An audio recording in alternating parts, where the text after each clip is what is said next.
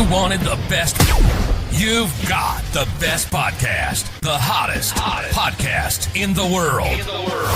The Chris Voss Show, the preeminent podcast with guests so smart you may experience serious brain bleed. The CEOs, authors, thought leaders, visionaries, and motivators. Get ready. Strap yourself in. Keep your hands, arms, and legs inside the vehicle at all times, because you're about to go on a monster education roller coaster with your brain. Now, here's your host, Chris Voss. I'm Moses Voss here from thechrisvossshow.com. There you go, ladies and gentlemen. Our listening to the Mix Official. Welcome to the big show. As always, the Chris Voss Show is a family that loves you, but doesn't judge you as harshly as the rest of the world. For 16 years and 2,500 episodes, we've been bringing the Chris Voss Show all the most brilliant minds, stories, and everything that can inspire you to enjoy your life. I prefer to show your family, friends, and relatives. Go to goodreads.com/Chris Voss, LinkedIn.com/Chris Voss, Facebook.com/Chris Voss, and all those places on the internet. Do it now, or else don't make me pull the car over there and come back there, folks. Today we have an amazing young man on the show. We're going to be talking about the story of his mother and courage. It is entitled, the book out June 20th, 2024, called Mother of Courage, a true story of an armless dentist and her triumph over tragedy. Dr. Philip Chanin joins the group with us today. We're going to be talking to him about his insights, et cetera, and what a wonderful story this is he has that he's going to share with us today.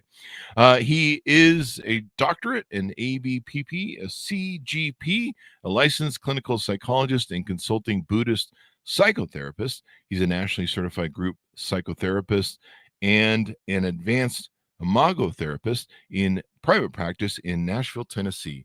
He is board certified through the American Board of Professional Psychology, and since 2005, he's been an assistant clinical professor of psychiatry and behavioral sciences at Vanderbilt University School of Medicine. Welcome to the show, Dr. Philip. How are you? I'm very well, thank you.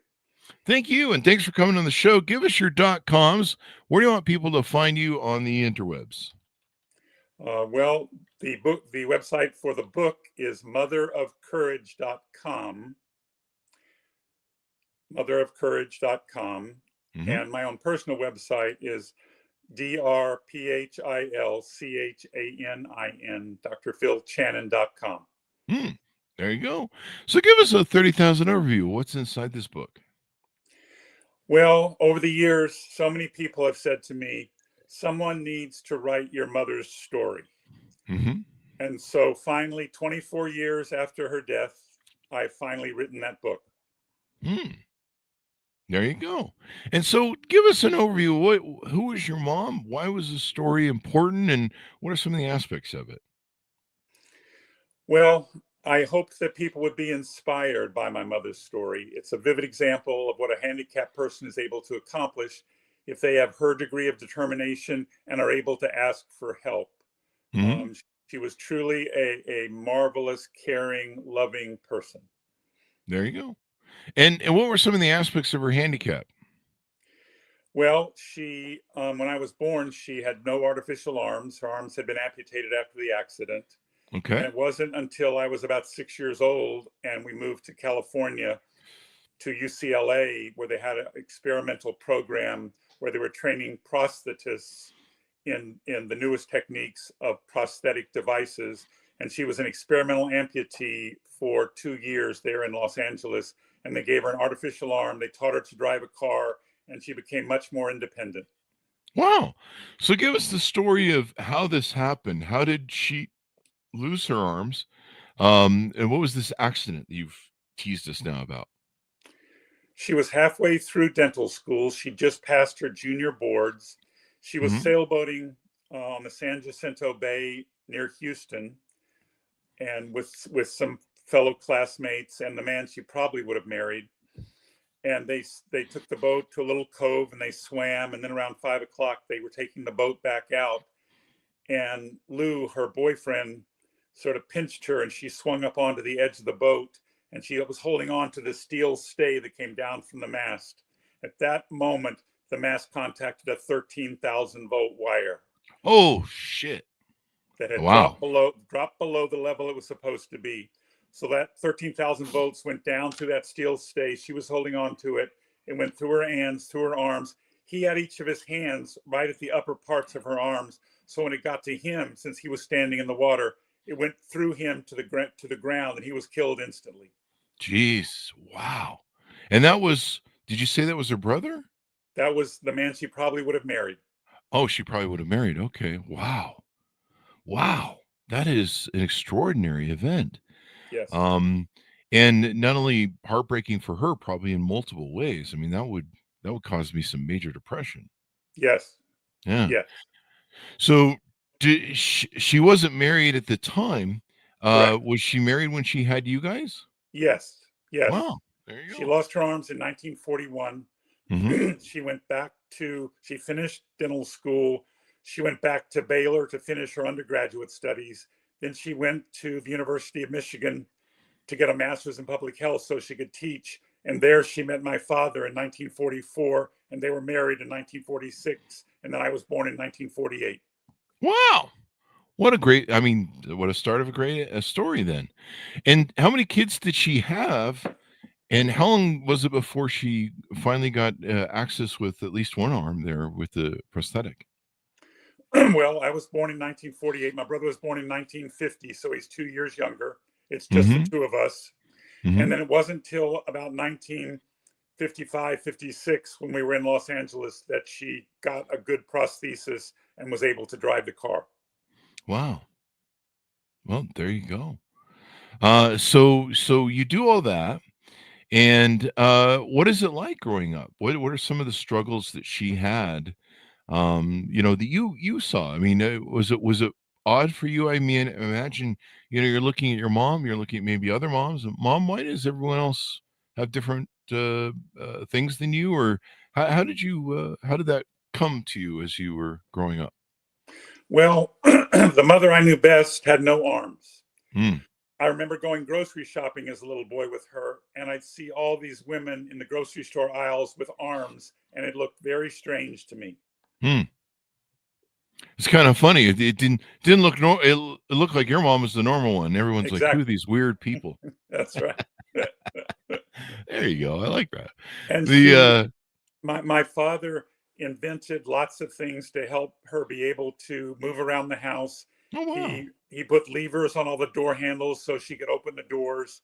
She taught herself to cook without arms. Hmm.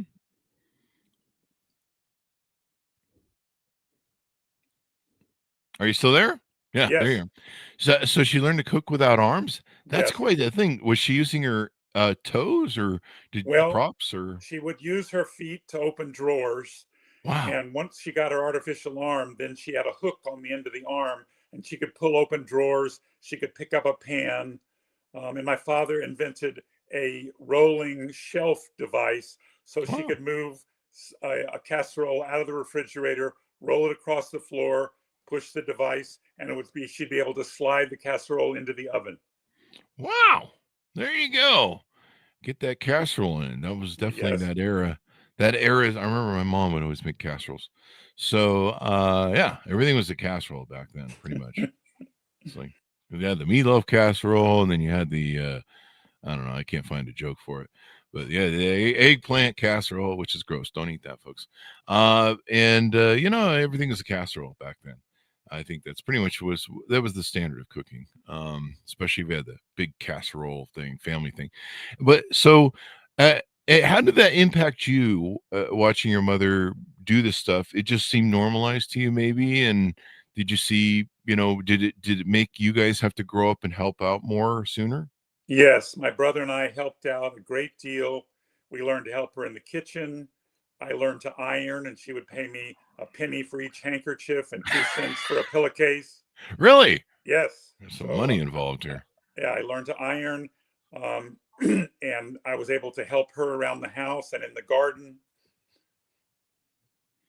So, everyone was inspired by her, and Yeah. people often would meet her, and they wouldn't realize that she had no arms, and they'd reach out to shake her hand, and she would reach out her hook, and she'd say, "I left my arms at home today." Oh, I left my arms at home today. I do that with my legs every now and then, or my brain, one of the two. I think it's the brain that I leave at home sometimes. So there you go. And so, is there? What are some of the stories, or can you tease out some of the stories that are in the book that you can share with us? Well, she had a marvelous sense of humor.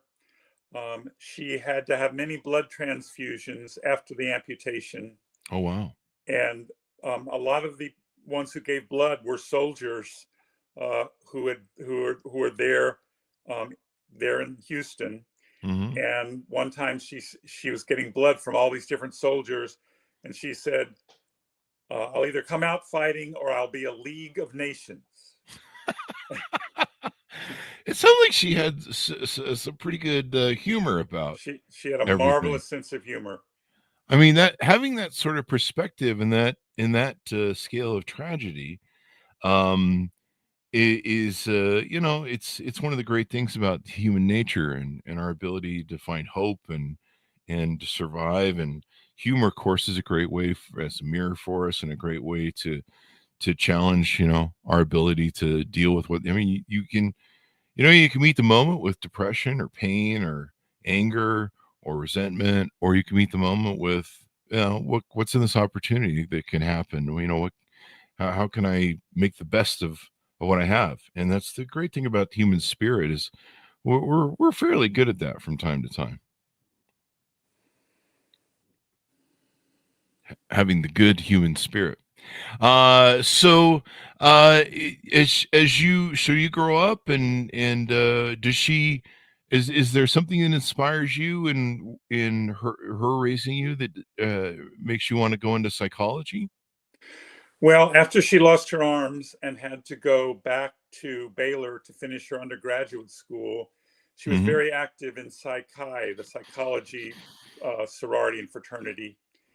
Um, Now I'm forgetting your question.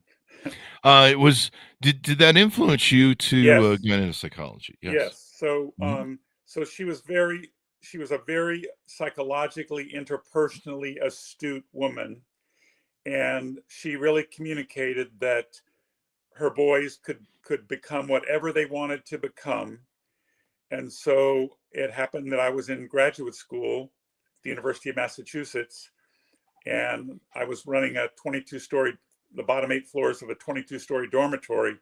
And I was the head of residence, and the other heads of residence were planning to be deans or college administrators. So I got a master's in higher education. But then I met a bunch of graduate students who were planning to be psychotherapists, and I realized I'm a lot more like these people than the higher ed people. So I'm going to become a psychotherapist. Mm. Well, there you go. And so your mom was probably proud of you to go into that sort of business then maybe. She was proud of me. She really was. There you go. Well, that's awesome. That is totally awesome.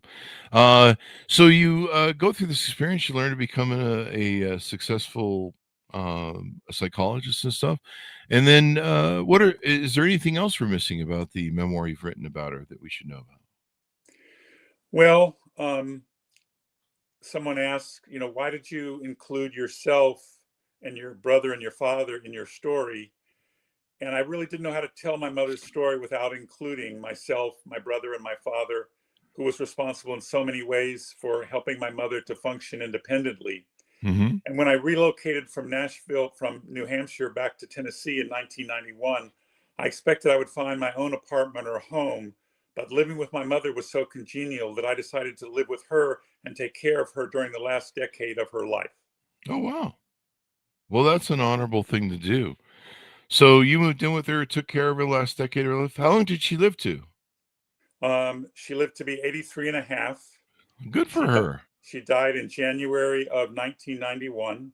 Hmm. And she had spent 25 years on the faculty of Meharry Dental School, Hmm. where she was a professor of preventive dentistry. Without arms, she couldn't practice dentistry, but she could teach and she could instruct the dental students as they taught patients about oral health. Mm. There you go. And just wow, she just has a successful career there, and Yes. she did a lot with her life. You would think that when someone has that sort of experience, that they would just kind of So I don't know what I would do in the realm of that, and I just hopefully I would find comedy and be like your mom, but you never know. I mean, these are challenging events that people go through, and it's great that you've written this story. Yeah, what does the rest of your family think about the books? Everyone who's read the book has been really impressed with it.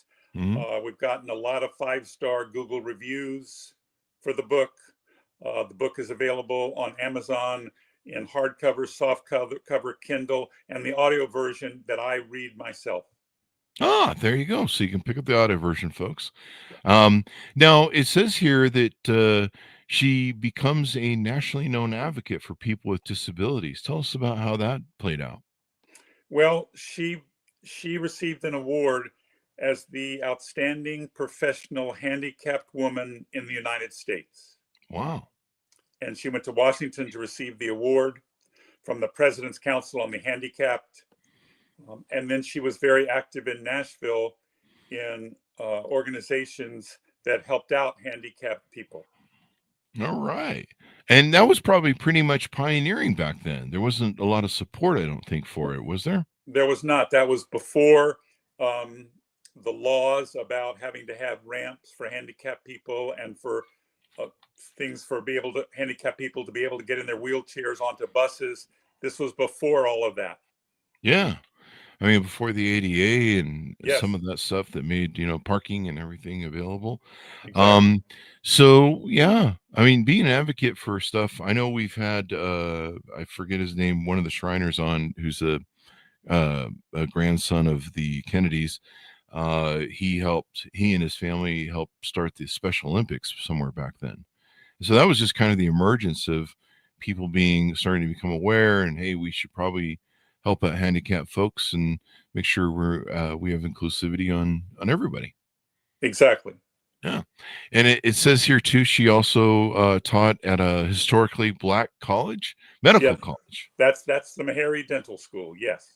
There you go. There Yeah. you go. Teaching. How was she able to do dental work with her condition? Well, she couldn't actually do dental work, but she could teach. Okay. And She so learned it. yeah. She learned it before the accident, and then she would teach it after. Well, there you go. Yeah. There you go. There's a place for everybody to do stuff. I think it'd Yes. be even cooler if she learned to do it with her feet. I've seen people that don't have Hmm. arms that they can do like these amazing things with their feet, like Yes. they cook, and And they've got dexterity, so they got more dexterity than I do, and so they can move around and do stuff, and it's like, wow, that's crazy. It's yeah, wild. one of the men that my mother met hadn't had no arms, and he used his feet to drive the car. He would use his Yeah. feet to turn the steering wheel, and he drove the car all the way across country. Wow. That is just wild. And life gives you the lemons, make some lemonade with it. You know, Yes. don't put up with that crap from life anymore. You tell life how it's going to be. What else maybe should we do we want to tease out or talk about Well, uh I learned many life lessons from my mother. hmm, Certainly, I learned about the determination it takes to accomplish one's goals in life. She was also incredibly interpersonally savvy and kept up with the friends she made as we hopscotched across the country for my father's many jobs. She would personally address with a pen in her teeth over 200 Christmas cards every December to send to these many friends. Thus, I learned hmm. from her about the importance of maintaining friendships, and I've been able to do this as well. There you go. And so it sounds like she was a great teacher. She was. And of course, she was a living example of probably humility and overcoming stuff, and probably contributed to your ability to look at resilience in life because you're like, well, I have problems, but you know, seeing my mom overcome the issues she had and take it so well, it's how you meet the moment, right? It's how you respond to the challenges of life.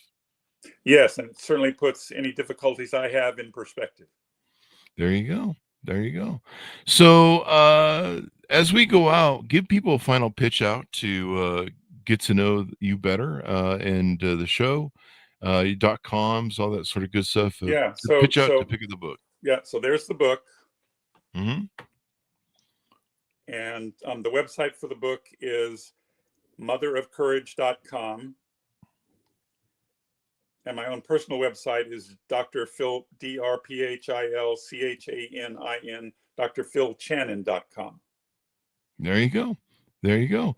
Well, this should be a great read for people. They can pick up the audiobook too, and they can get to know things better about you and what's going on over there. So this should be quite interesting. Dr. Philip, anything more you want to tease out or pitch out on your services or anything like that before we go? No, I don't think so. Okay, sounds like we got it all.